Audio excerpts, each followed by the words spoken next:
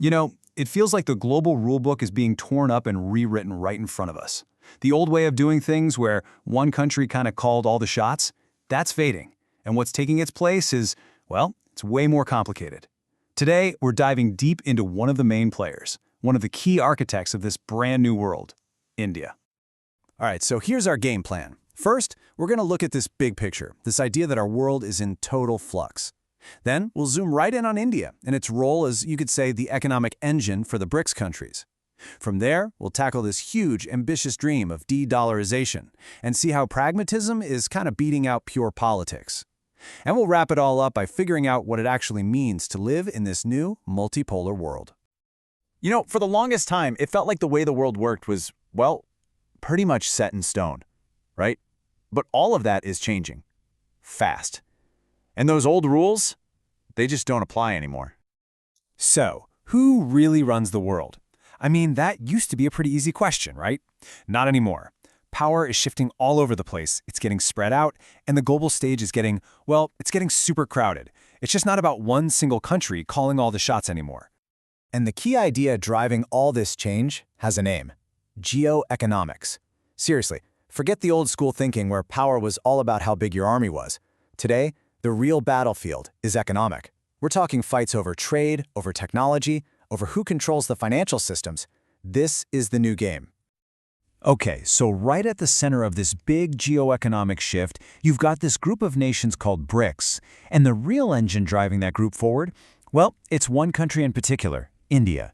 It's really becoming the powerhouse of this whole group of rising nations. And if you want to get a handle on India's just incredible momentum right now, you really only need to remember one number. Just one. 6.5%. That single figure, right there, is the key to understanding why India is so central to this whole story.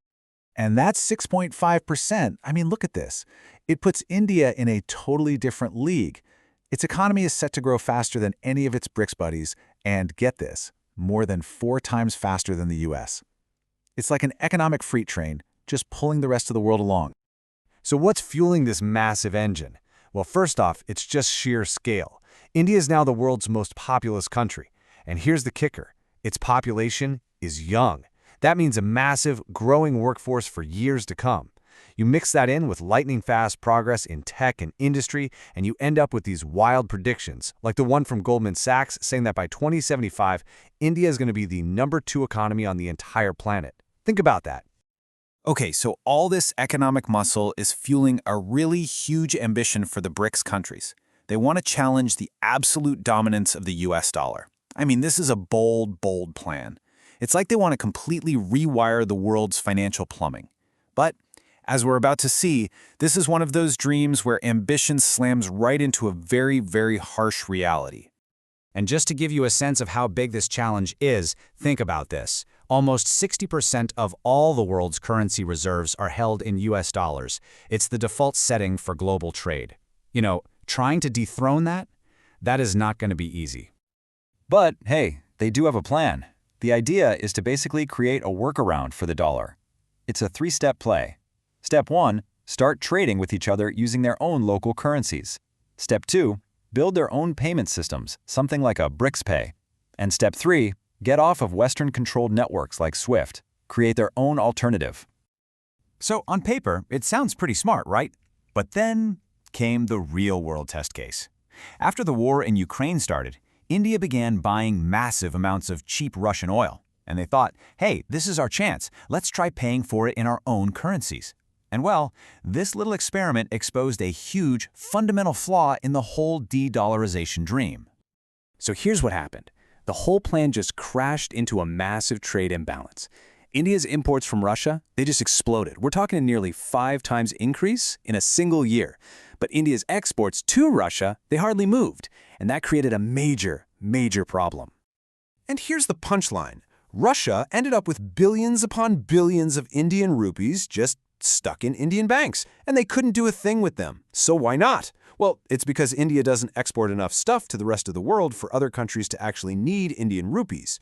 Russia couldn't turn around and use those rupees to buy stuff from, say, China or Brazil. The whole plan just hit a brick wall. So this whole thing revealed a really hard truth, didn't it? A currency's strength isn't about political wishes. It's about cold, hard economic reality. And it makes you wonder, if this deal with Russia was so shaky, where are India's really strong partnerships? The ones that can actually last? Well, the answer is found in ties that are built on something way stronger than just cheap oil. See, India's most crucial relationships, especially with the nations in the Gulf, they're woven together with something much stickier: people and money. These aren't temporary deals. These are deep, structural ties that have been built up over decades, and that makes them way more able to withstand global shocks. So remember that first key number, 6.5%? Well, here's the next one you need to know, and it's just as massive. $129 billion. And no, that's not oil, that's not trade. That is the staggering amount of money sent home in just 1 year by Indians working overseas. And that incredible number? It's a direct result of that deep partnership between India and the Gulf. I mean, the Gulf is India's #1 trading partner. It's home to 9 million Indians. More than half of all that money we just talked about flows from this one region. It's a perfect two-way street, right? India provides the people, the labor, and the Gulf provides the capital. Now that is a partnership built to last. Okay, so let's pull the camera back a bit.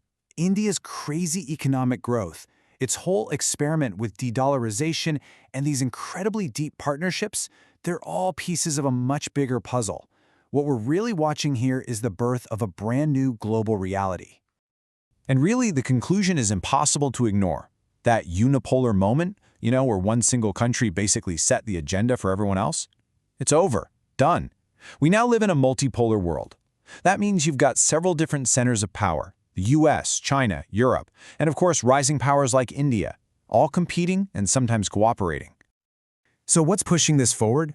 Well, we already talked about the big shift to geoeconomics, but there's another thing that's really pouring gasoline on the fire. It's this feeling, especially in the global south, that the West plays by a different set of rules, that it uses double standards.